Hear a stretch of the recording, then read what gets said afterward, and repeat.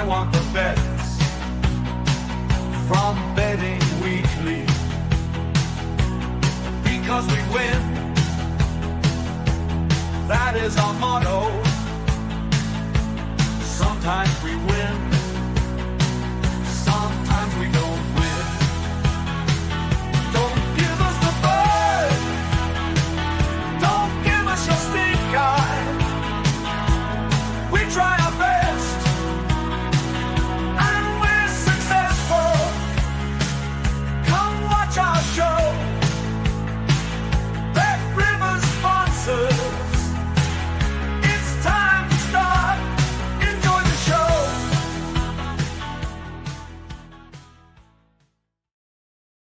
And welcome along to Betting Weekly Live. You're with myself, Dan Roebuck. As you can see, Nathan Joyes is alongside me as well. We're going to be talking Bundesliga, Serie A, La Liga, Ligue, and the Championship as well over the course of the next 45 minutes or so. We'll get a little bit of Brazilian chatting with Nathan as well. Don't worry about that. Nathan, how are you? Match day one, of course, of Brazilian Serie A in midweek. Is that a thing, midweek round to kick off the new season? Does it usually happen? It's a bit chaotic in Brazil at the moment. How are you?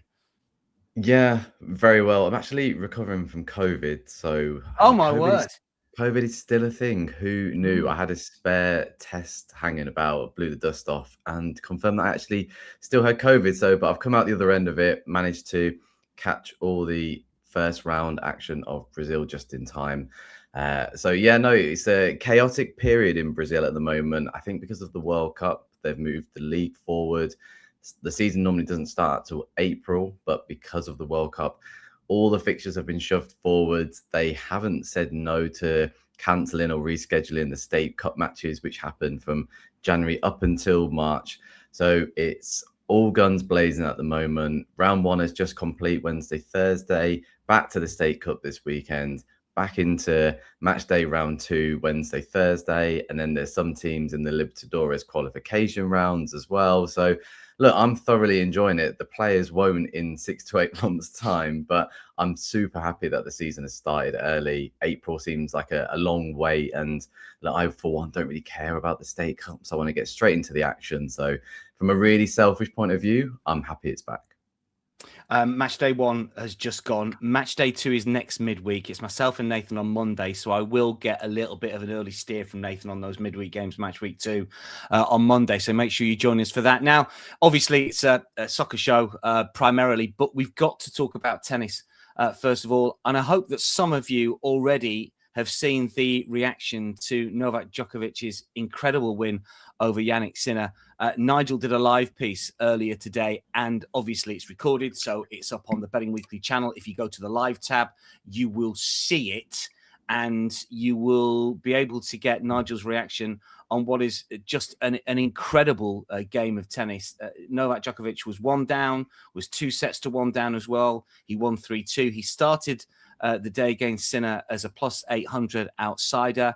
I think he traded, must have been triple figures in running when he was 2-1 down to Sinner, who was obviously the tournament favourite. And to win the tournament, he must have been 1,000 to 1 or so. I'm not quite sure what sort of prices he was, but just an incredible performance from Novak Djokovic.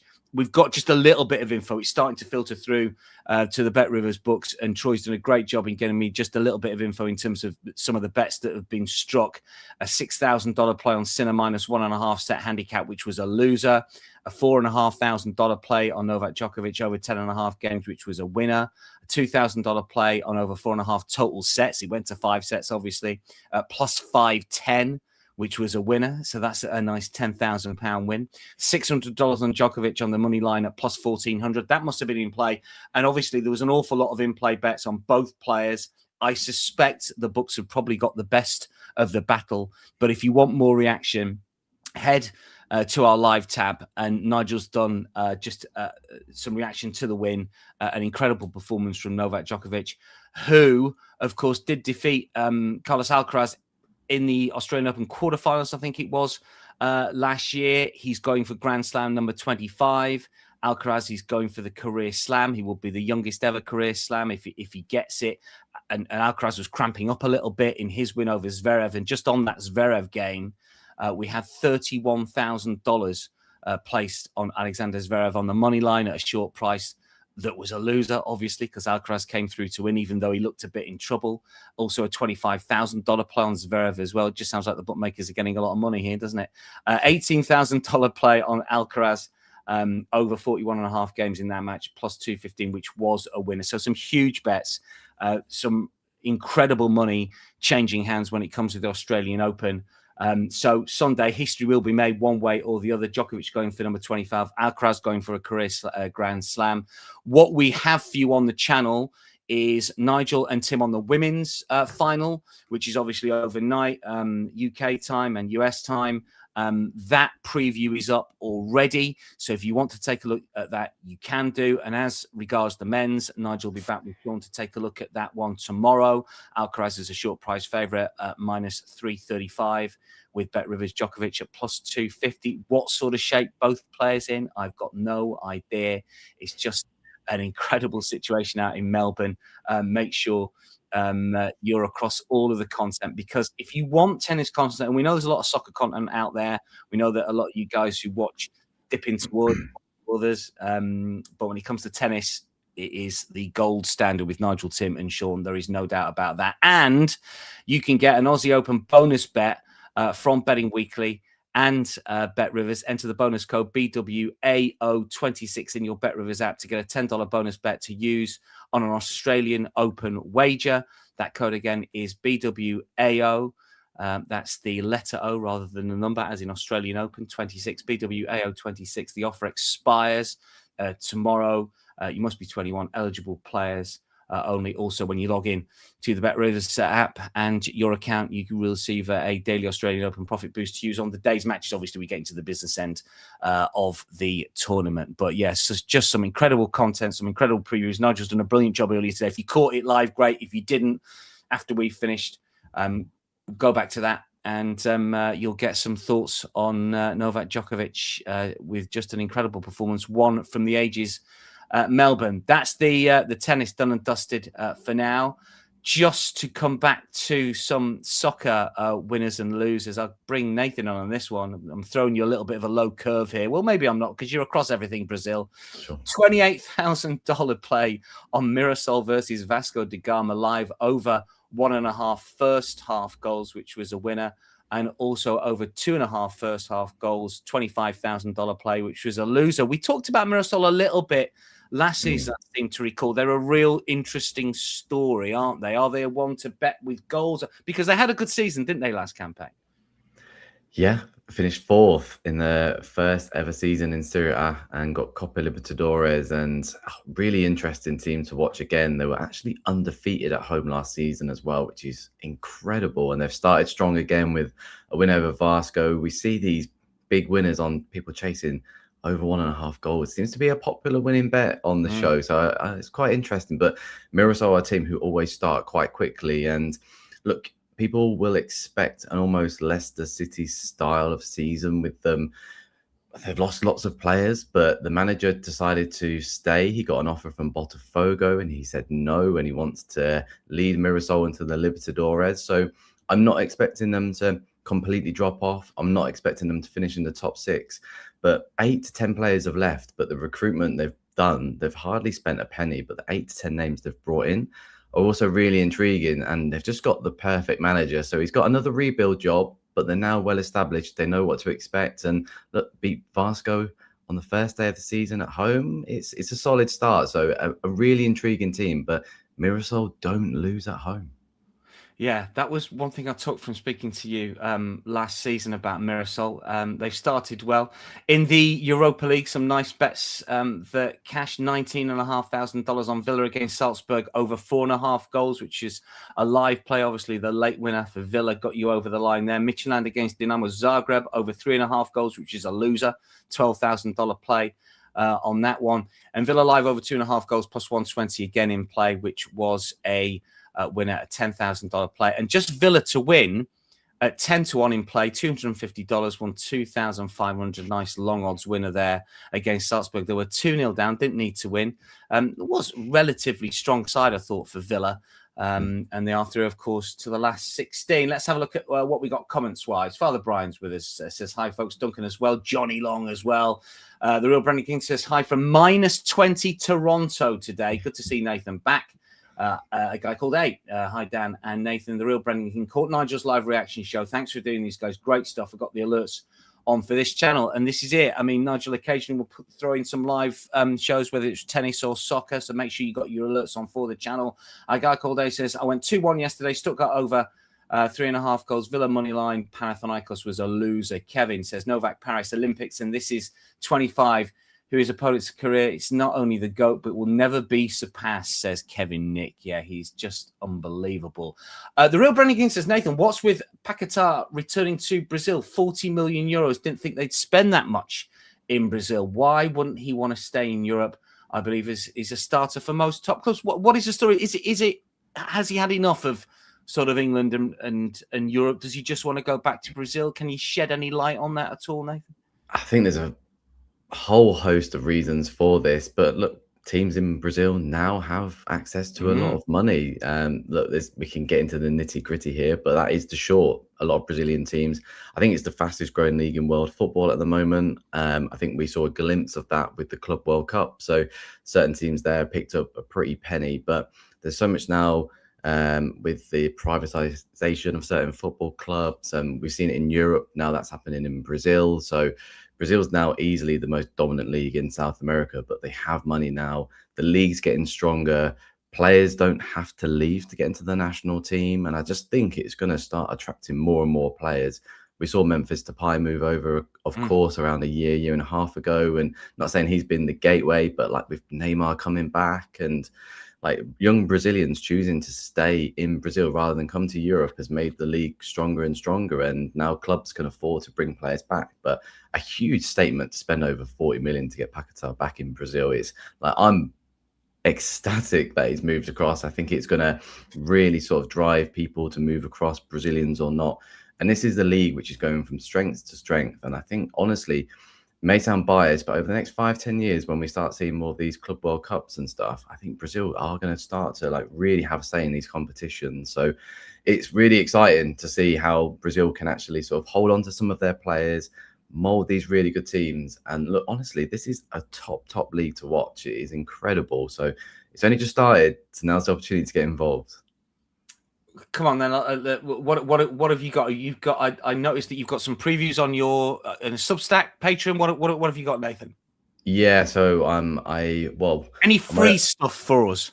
Yes, of course. I've done all this free because I'm really nice like that. So I did a team by team guide available on the Substack. So around about 5,000-6,000 words. So grab a cup of tea and sit down and read that. And then I've also done an hour-long podcast on the Copper Club, talking about main players to watch out for, teams who can surprise, teams that may get relegated, who should win the league, all sorts really. And look, it's what I do. It's my bread and butter. I talk about it all the time. Sometimes I'm right, sometimes I'm not, but it's never dull in Brazil, that's for sure. Excellent. Have a look at that. Search up Nathan stuff. Make sure that you follow him on Twitter and you'll get all the Copper Club stuff. Plenty of really good previews coming away from Nathan. And we are happy to have him on Betting Weekly, of course. We're not talking Brazil today. We're going to talk sort of the regular sort of Friday night fare just before we get to some picks. Notable Friday live streams we've got. If you've got a BetRivers account, if you've got the app, you will be able to watch Bristol City versus Derby, which is the championship game tonight, second tier in England. And I have asked Jack Wright for his leans on that one. It'll come right at the end of the show. We've got Espanyol against Alaves. Myself and Nathan will be talking about that one. Lazio-Genoa likewise. Lens against Le Havre. Myself and Nathan got a strong play in that one. I asked the mighty Steve Wiss his opinion on that one as well. So we've got that coming your way. Guimarães against Moreirense, which is Portuguese football. Also some Dutch action. Breda against Twente. Some Belgian football. Some Turkish soccer as well. And also some Italian and Spanish and French second tier soccer. All streamed live. Plus the Winmau World Darts Masters. So an awful lot you can watch. If you've got an account, you can log in and watch a lot of soccer, a lot of sports. Right, let's get to some picks. We've got Nathan's Daily Double as well, we should add. What have we got here? Mindy Perrin says that Brazilian bookmakers are terrified. They should be, because Nathan's got a terrific record. Humble Leviathan says, my Daily Double is over 2.5 in the Wolfsburg game and under 3 in the Lens game. Well, you're not too far away from what we're thinking, Humble Leviathan. Let me just tell you that. We're sort of on the right path with that one. We're going to kick off with that game in Germany, which is a 2:30 kickoff Eastern time here.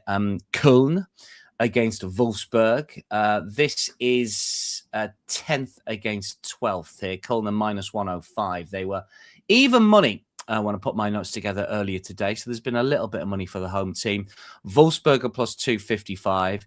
The overs and unders here, naturally over 2.5 goals is the short price favourite in Germany, minus 175, under plus 130. There's a selection of first and anytime goal scorer plays here. I looked at this one, Nathan, and I just thought it was quite difficult from a sort of money line point of view to predict who might win, or at least which prices were wrong. Because I looked at it and the expected points table is pretty similar to what the real table is. Since the January restart, their form has been pretty much the same. When you factor in home advantage, which is about a third of a goal on XG, Cologne should be around about even money. For me, money line prices look about right. I mean, it's not a game I'm going to get involved in, but you have got an angle in. Yes, and that's my logic. Anytime I look at a game, I will always steer towards the money line. Is the value? Is there any juice in that? And I agree with you. I don't think there is for either team. So then we look at other markets, and as somebody's already alluded to with the goal market, I think that's a perfect fit. And it's been a perfect fit for not just these two sides, but the Bundesliga as a whole over this particular season. And look, these two teams, when they met, drew 3-3, which may indicate where I'm going to go with this. I actually really like the over 2.75 Asian handicap line at 1.80 and above. I think we can squeeze that extra juice out of it. I think that's not just based on that 3-3 rather, but the host's home form has been dicey to say the least. 13th, 14th best in the league, where Wolfsburg have conceded 17 in their last 5 away games. Obviously, Bayern were responsible for 8 of those in that particular match, but both teams score, both teams concede when they face off against each other. And even if we look at the formations, and I think the way in which they line up, it's not going to rule each other out. Like the hosts prefer to play with 3 at the back and wing backs, where the away team are going to line up with a more of a 4-5-1, which is leading 4 players to sort of steer the attack when they're in possession or when they're trying to counter attack as well. So I think there's going to be gaps in both these sides. Neither can really defend. Both score. I mean, Amora's come back from Amora's come back from Afghan, who's got 7 goals as well, so he's going to be playing. And then the hosts have El Mala, who's on 7 as well. So they've both got sort of young strikers who are capable of scoring. And I just don't want to overcomplicate this any further. The money line didn't interest me. I completely agree with you. So the goals angle here, but I think it's worth sort of taking that risk to get the half win on this side of the daily double, rather than going for the over 2.5 line. I think we can try and squeeze a little bit more out there. And the fact that there were 6 goals between these two sides, I think it really reinforces here potentially my view. So I think it's going to be an open game. I couldn't tell you who's going to win it, but we don't need to know who's going to win it, because hopefully there's at least 3 goals in this one. I'm liking that, and a lot of people in chat are as well. Humble Leviathan says, yeah, both teams to score looks good as well. Effie, both teams to score and over 2.5 goals at Cologne as well. The real Brendan King says, leaning over 3 on this game. Yeah, we're going to do 2.75 as part of the daily double. Tobias Deppler says, Cologne win rate against Wolfsburg only 22%, even against Bayern is better. Duncan says, football with a winner. It's always the winner, Duncan. Don't worry about that, as you very well know. So look, that's the first part of the daily double. It's Cologne against Wolfsburg, over 2.75 goals. where the money's been going for this one. On the money line, 88% of the money, 81% of the tickets on Cologne.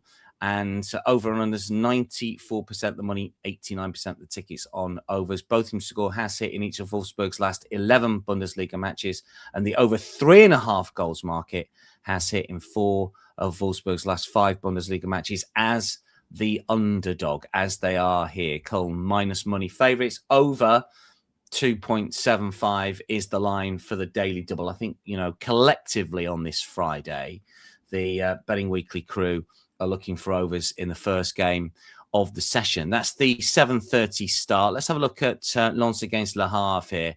Strong play for this one for me, and I think Nathan as well. Lens are minus 275. Le Havre are $7. The tie plus 380. Lens lost top spot in Liga after the defeat to Marseille. That was their first loss after 10 wins on the spin. Le Havre are unbeaten in 3, but 2 draws. Le Havre, incidentally, let me tell you, are the only team in Ligue 1 that are profitable in the under 0.5 market, under 1.5 market, under 2.5 market, under 3.5 market, and both teams to score no market. If you played those lines in every single Le Havre game this season, 19 league fixtures, so that's 5 bets in each, 95 bets in total, your profit to level stakes average odds is plus 45.80. There you go. There's your French system for you. There's a couple of nil-nils in there that have really sort of boosted it. But look, Le Havre are an unders team. There is no doubt about that. The interesting thing, I think, about this one, when I look at these prices, and my slight worry about under 2.5 here, and it's plus 130. My slight worry about it is that after that defeat to Marseille, Lens, who can go top of the table once again if they win, might want a statement win tonight. They might want, or they will try to put their foot to the floor and win comfortably. It's not going to spoil the bet that we're going to do for the second part of the daily double, though. That's how the market shapes up. Both teams to score, yes, minus 125, no, minus 108. Ozan Edouard's plus 120 anytime goal scorer. You can see the selection on screen here. I put the bat signal out to Steve Wiss on this one as well, and straight away came back and said, unders, Le Havre will sit back. I mean, look, I think unders is probably a safe play, but not as safe as the second part of the daily double, Nathan.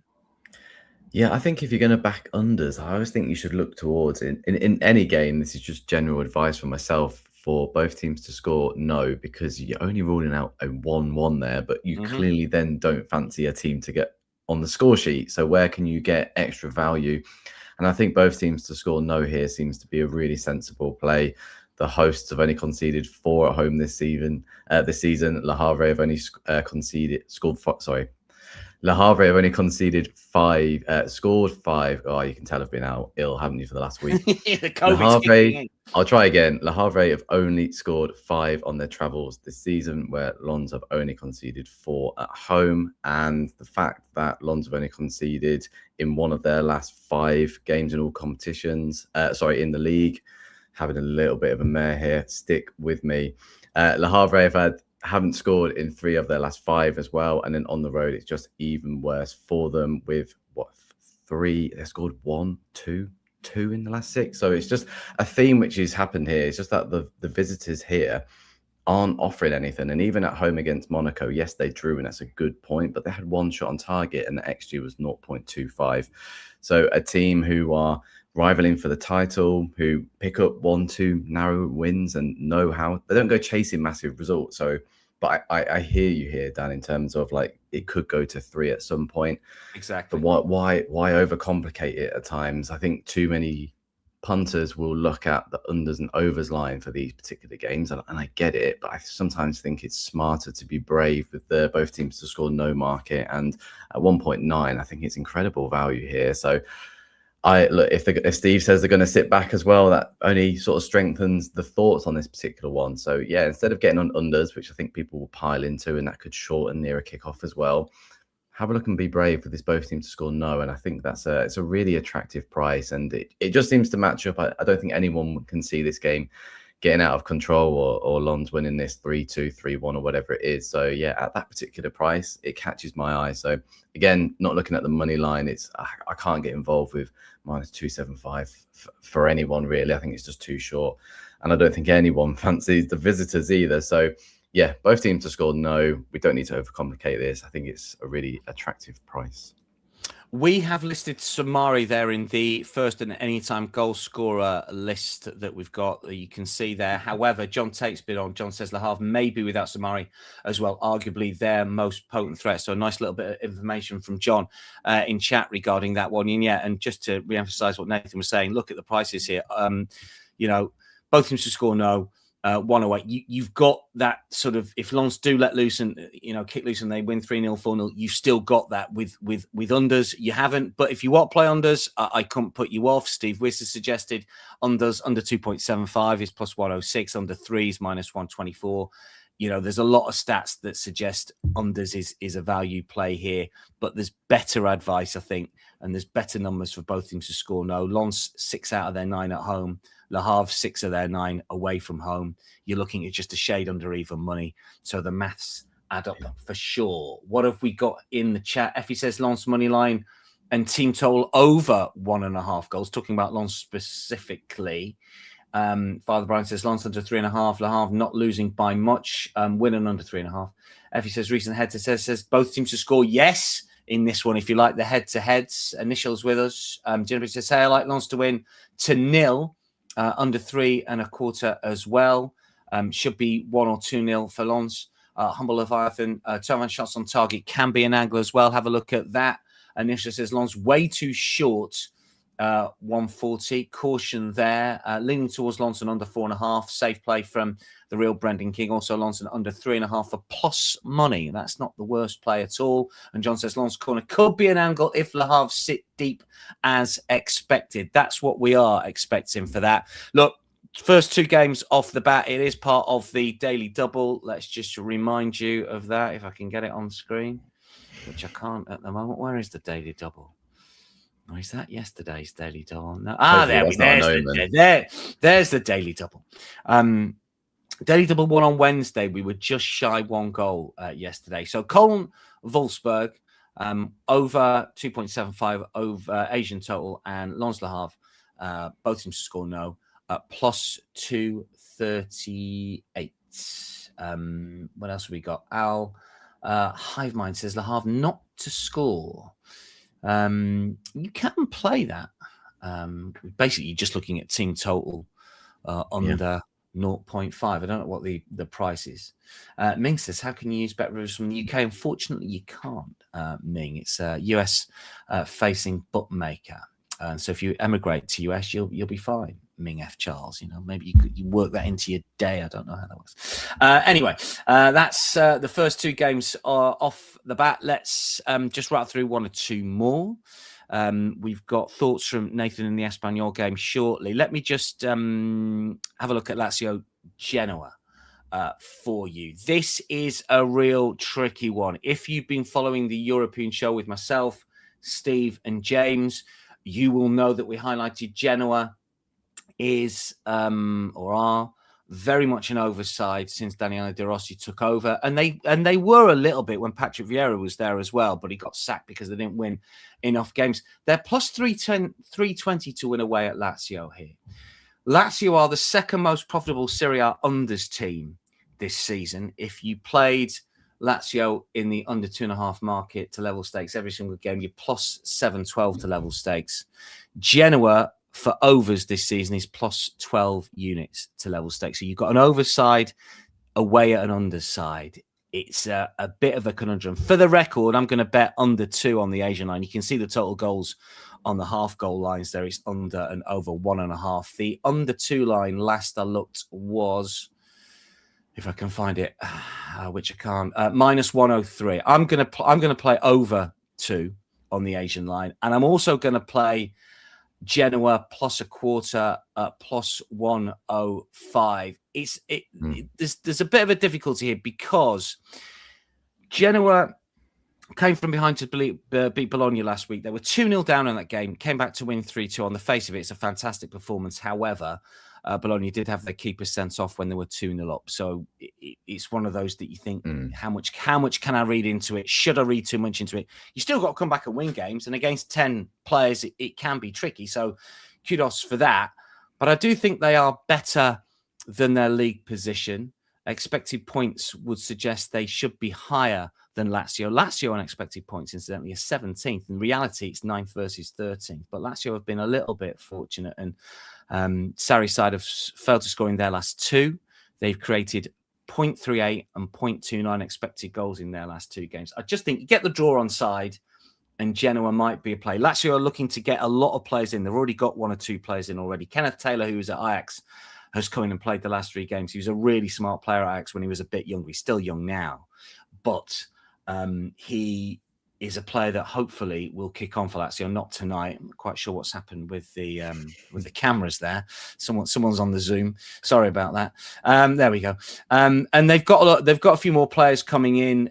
It might take a little bit of time to gel. And the other sort of non-stat factor with this, if you like, is that it's Daniele De Rossi who's in charge of Genoa. He's a Roma legend. If there's one player who wants to beat one manager who wants to beat Lazio, it's Daniele De Rossi. He's going to get absolute pelters from the crowd, but he will be determined. He will want his team to win this one more than most. So I'm going to play a quarter ball handicap with Genoa, get half win for the draw on side. I'm not quite sure if you've got any sort of thoughts on this one at all, Nathan.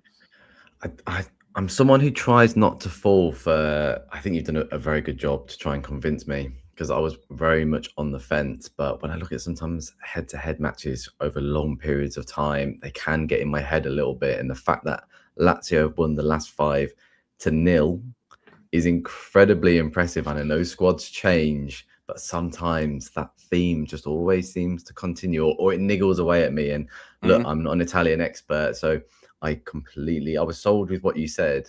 But sometimes those things just linger, and that's when I'm happy just to sit on the sidelines. And if you're correct, I will applaud you. And if not, I'll be quietly smug. But it was just that it was those 5 head-to-heads and the fact that they haven't scored. I know things change, but sometimes that just has a hold on me. It shouldn't, but it was something that was just a cause for concern. Shall I put it that way? Look.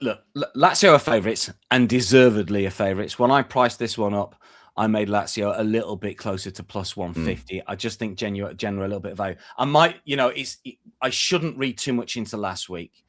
I like over 2 as well. I just think Genoa with the draw on side. I think just Lazio are in a little bit of a funk at the moment. They've brought in a lot of players. They've sold some players as well. They're looking to buy Andreas Schelder up from Benfica, who played really well against Real Madrid in the Champions League. They've got Daniele Maldini, I think, on loan as well. Kenneth Taylor's coming from Ajax. One or two other players that are coming in. It's not going to be easy, but Lazio have overperformed a little bit this season. So we'll see what happens with that. Well, let's see if we can get a little bit of thought from those in chat here. What have we got? Mindy says, is Steve on the unders in Germany? What's the weather like? Yeah. Don't remind Steve about the weather in Germany. He's actually on holiday at the moment. What else here? Jeremy says, I like the over here. Lazio bench is full of forward players now. This is true. I have bought a lot of forwards. I like general handicap as well. Me and Ginepi, we've got this thing. That's fine. What else? Mindy Prial says, Ostergaard, big threat from set pieces. Big ball men always dangerous. Just ask Dan. Thanks for that. What else have we got? Nishal says, Lazio match set for goals. Should land +3 Asian. Look, I'm not sure. I just think it's a value play. Genoa, for me, are a really good overside, and the market's not caught up with them. In terms of where the cash has been going, most of the money's on Lazio. Most of the money is on overs as well. Genoa has lost each of his last 8 Serie A home matches following a win. I'm going to make that away. Under 2.5 goals market has hit in 9 of Lazio's last 10 Serie A matches as a favourite. Look, Lazio are just a massive unders team. It's as simple as that. That is a slight concern. They're awful to watch. I'm just hoping we get at least a 1-1 draw for a push, but I'm confident we'll get a payout for the over 2.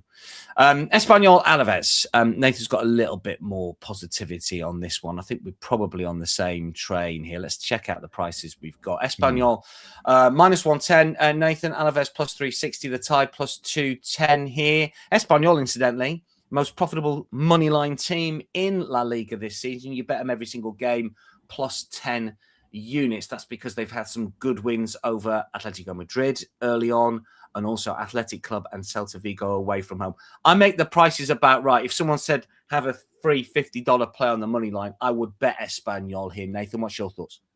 Yeah, I completely agree. And Steve knows sometimes I don't take those free £50 bets. So the fact that I'm spending it probably goes to show that I'm on board with them. I know they've not returned themselves in 2026, just 1 win, 3 losses. But we found a good angle when I was previously on this show in terms of the unders when they played Girona, a team that were on the up at the time. So I think it's harsh to read into their form. They were above or playing above expectations in 2025 and towards the end of the season. But Alaves are just terrible on the road. Only 4 points out from their 10 matches, 4 goals, conceded 15. Espanyol, they've kept 6 clean sheets in the last 8 home games. Like, they've been really, really strong in the ones that they've picked up good points. So a team that, yes, they've not returned from 2026 as strong as they would have liked, but I think sometimes if you watch those games, you can get a bit of an indication. Losing 2-0 to Barcelona wasn't necessarily a bad result. Their loss against Girona had started playing well and picking up points at the time, and the market hadn't picked it up. The market was very much Espanyol are winning at home, Girona are near the bottom, so we're going to price it that way. So that was where you look towards the goals. But I think there's value in here. Alaves are just chalk and cheese at home compared to away. Sure. So yes, come into this after an incredible result against Betis, that 2-1 victory. But I like to look for false confidence within these games. And I think we're going to get a reaction from Espanyol at some point. They haven't been playing bad. Yes, they've not been picking up points. But now they play a team that are just terrible away from home, who normally sit back. And that would have probably frustrated Espanyol. It's what happened with Girona. But I think Alaves, they will sit back, but they will get with that fake, that false confidence. Sorry, I think they will try to push at the wrong times, and I think that will create space for Espanyol, who have a good head-to-head record against them as well. And look, they are the better team here. Just because they're in a slight slump, I don't think that slump has to end at some point. That's football. And against a team here who will come into this a little bit more confident, that's when mistakes can creep in from a positive point of view. I think a lot of people look at it from, if a team's playing bad, then they'll make mistakes and will be punished. Correct. But when a team towards the bottom start getting a few results at home and they're not good away from home, and then they try to be a bit more attacking and be like, well, if we can win at home, let's try that philosophy on the road. But they've just been so bad. And I think an early goal could see this game open up and it could be a 2-0 win for Espanyol. But I think even in the second half, if Alaves tried to be braver than they normally are, this is when they normally fold in the second half. So the whole team's quite well in the first half normally, but then they just fumble in the second half. And I think Espanyol don't read too much into, if you just look at their results on Flash Score, for example, you're not going to be enticed. But if you actually watch those games, they've been slightly unfortunate. They've not played too bad. And I think they are good value here on the money line to pick up 3 points and return to winning ways. Yeah, that's the general consensus here. Father Brian says, yeah, Espanyol to 0. Might be a nice double with Lens to 0. Can't put anyone off that one. Effie says, big game for Espanyol and their Champions League aspirations. Money line for me, minus 110. Pass for me for Giuseppe. And John, going back to the Lazio game, says Lazio looked unbalanced all season. Instead of Guendouzi has only made things worse. Yeah, he's matured into a better player than he was at Arsenal. John, that's for sure. But tigerish midfielder missing out for Lazio might be a little bit of a factor there. Yeah, completely great. I mean, Alaves, their away form just isn't good enough. And Espanyol, if it wasn't for those non-winning games, I think they're without winning 4. But if you go back to just sort of seasonal form, you could argue really that the sort of minus 110, minus 105, something like that, minus 110. Yeah, that's probably a value play. It's the right price / value. I don't mind that one at all. That's Espanyol versus Alaves. A guy called Asa, I'm leaning the dogs. Alaves double chance. look, they're in a little bit of form, that's for sure, but most of it is at home rather than on their travels. Yeah. The cash has been going on Espanyol, 84% of the money, 93% of the tickets. And this is an interesting split in terms of overs and unders here. You can see the overline there is plus 143. The underline is minus 190. The money has come for unders. 77% of the cash has come for unders. 71% of the tickets is on overs. So that's basically pro money versus rec money generally. Alaves has lost each of his last 7 La Liga away matches. The under 2.5 goals market has hit in 6 of Espanyol's last 8 top flight games. John says Espanyol seems to do their best work when they have around 35-40% possession. That is very true. Looked at that, John. Not sure they like being proactive. And they sort of probably will be today because they're playing a side, that's not as good of them. That's an interesting take. It happens to certain teams. One more game to look at. I don't know if Nathan's looked at the championship game at all, but I enlisted the help of Jack Wright for this one. And I said, Jack, do you fancy anything here? He said to me that Derby at plus 250 offer a bit of value. They're now plus 240, as you can see. Bristol City plus 106, the tie plus 200. These are Jack's words. He says, tough one to call. I think Derby offers some value at plus 250. No side can top their 7 league wins on the road, and only Middlesbrough have got more points, 25 versus 24. They have scored in all bar 2 of their league games, 1 home, 1 away. Bristol City beat Sheffield Wednesday last time out, but hadn't scored in 3 prior to that. And their manager, Gerhard Struber, former New York Red Bulls coach, and Barnsley for that matter, moaned about the lack of firepower, saying current balance is not on the right level now.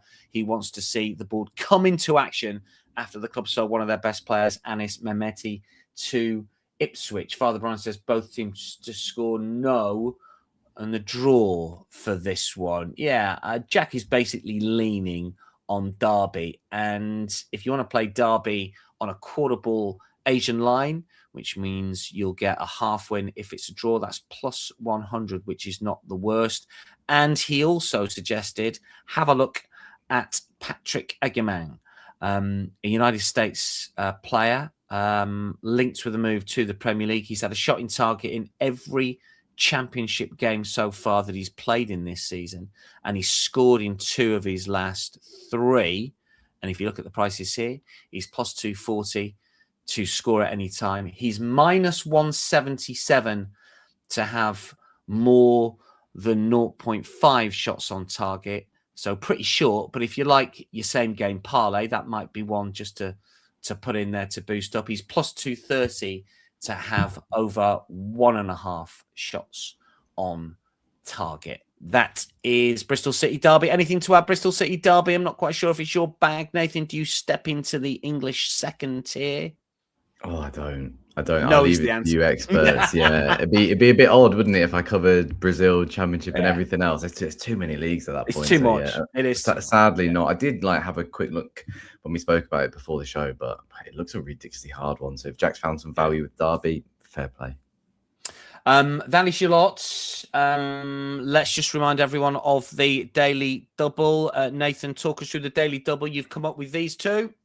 Yep, over 2.75 Asian total goals in the Bundesliga match. And then hopefully Le Havre continue not to score. But both teams to score no, just in case they have a surprise 1-0. You never know. We're covered there. But yeah, plus 238. It looks good to me. Yeah, it looks a really good value play. Obviously, we're going goals in the Bundesliga. Both teams to score no in the game in Ligue tonight. Valley Charlotte, Nathan, enjoyed your company. It's us back on Monday as well. So there is a Brazilian slate. What is it? Sort of Wednesday, Thursday, Friday? What is the situation? Yeah. When is it not, basically? But no, main games Wednesday, Thursday next week. So yeah, we can do a steer towards those for sure. We'll look at the Monday games as per usual. We'll focus on that, but we'll press gang Nathan into a little bit of early thoughts on that match week 2 of Brazilian Serie A. Many thanks for everyone for tuning in tonight, and good luck with your bets this evening. Good luck with your bets this weekend as well. Look, we've got a lot of content. Steer back to the tennis as well with Nigel with that reaction show to the unbelievable Novak Djokovic win. We've got a lot of tennis with the women's singles final out in Melbourne preview with Nigel and Tim. Nigel and Sean are going to be looking at the men's singles final between Djokovic and Alcaraz. Tend to think that could be one for the ages. There's going to be history made, whatever happens with that one. That is going to be out tomorrow. We've got the Euro show with myself, Stephen James, up for the last couple of hours, obviously looking at the best bets on the continent, and it's myself, Nigel and Jack for the Premier League show as well. Some big games in the Premier League. Good luck one and all. Nathan, thanks for your company. We will resume, of course, on Monday, when we'll be looking forward to some of the Monday games and that Brazil Serie A match week 2 slate. From all of us for now, though, it is